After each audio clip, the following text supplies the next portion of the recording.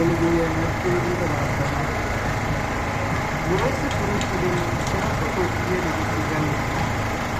அவருடைய தாய் மரியாதைக்கு யோசேப்புக்கும் திருமணம் பிரசன்னம் செய்யப்பட்டிருந்தது. அவர்கள் கூடி வாசலும் மரியா கருவறை கொண்டு வந்தது. அவர் தூய ஆவியால் கருவுற்றிருந்தார். அவர் கணவர் யோசேப்பு உறுதியாளர்.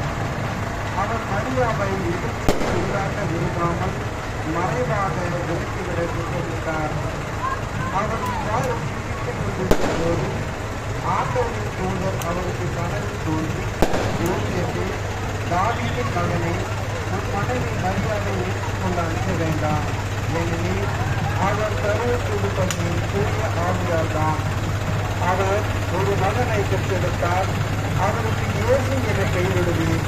ஏனெனில் அவர் தம் மக்களை அவர்களுடைய பாவங்களுக்கு மீட்பார் என்றார்.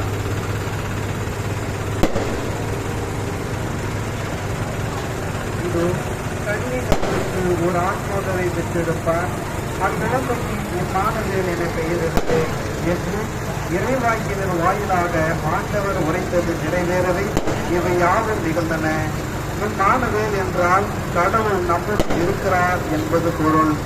யோசேப்பு தூக்கத்திலிருந்து விழித்தெழுந்து ஆண்டவரின் தூதர் தமக்கு பணித்தவாறே தம் மனைவியை ஏற்றுக்கொண்டார். மரியா தம் மகனை பெற்றெடுக்கும் வரை யோசேப்பு அவரோடு கூடி வாழவில்லை. யோசேப்பு அம்மகனுக்கு இயேசு என்று பெயரிட்டார். கிறிஸ்து வழங்கும் நற்செய்தி.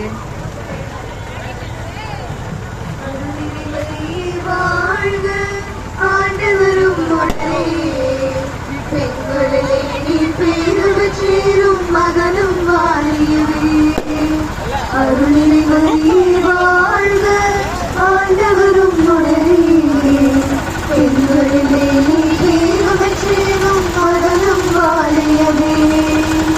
பரிசுத்த மரியாயே